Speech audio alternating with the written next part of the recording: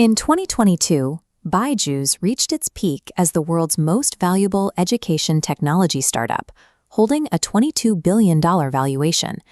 By October 2024, multiple reports indicated that valuation had dropped to effectively zero. The collapse also erased the personal wealth of founder and CEO Byju Ravindran, whose net worth fell from over $2 billion to nothing in a matter of months. It is a stark contrast to his beginnings in Kerala.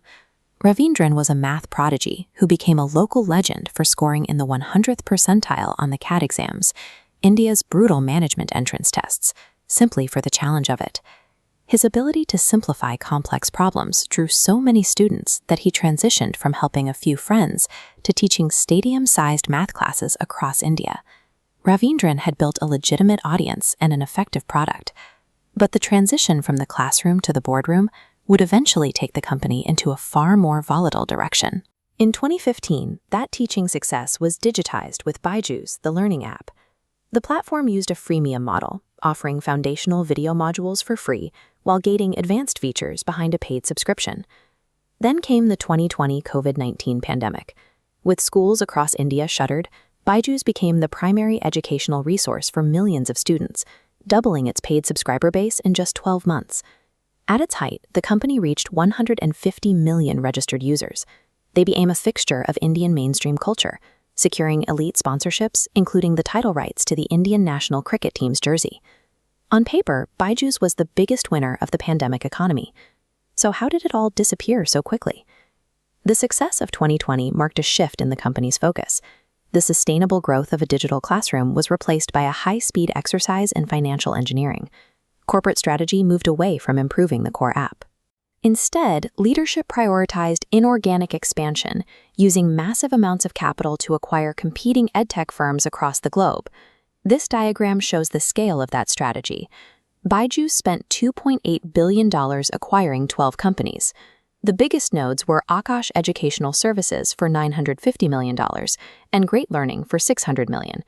They also dropped $800 million on Epic and White Hat Jr. This debt-fueled expansion converted a teaching app into a sprawling holding company with an unmanageable corporate structure. Acquiring a dozen companies creates an immediate operational challenge. You have to integrate 12 different accounting systems and sets of books into one. The first major red flag appeared when India's Ministry of Corporate Affairs intervened. Byjus had gone 17 months without filing its audited financials for the 2021 fiscal year. When the FY22 numbers were finally released, the scale of the damage was clear. Despite generating nearly 5,300 crore rupees in revenue, the company posted a staggering 8,245 crore loss. As funding for EdTech began to dry up, the company defaulted on a $1.2 billion loan.